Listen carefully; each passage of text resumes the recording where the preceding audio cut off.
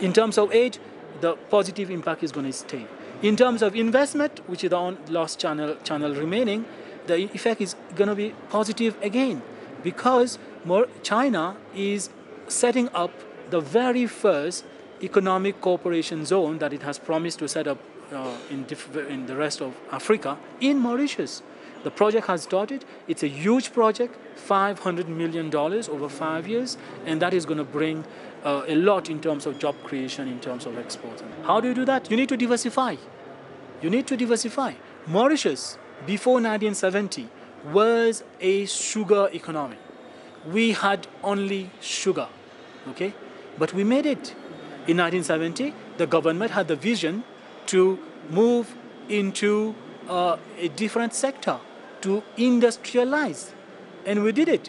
The tragedy of the situation is that in many African countries, okay, the government views the private sector as an adversary, okay, and that is really something that shouldn't be. In Mauritius, historically, okay, the private sector and the government has functioned as sort of two friendly entities.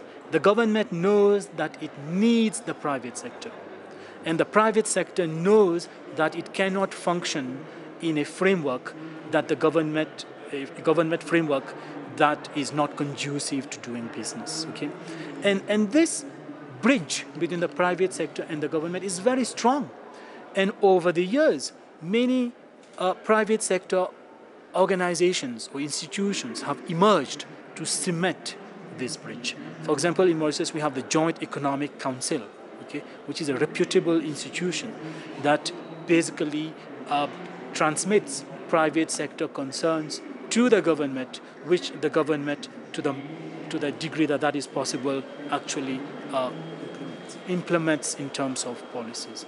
So I think this is very important. This is where Africa can learn from Mauritius.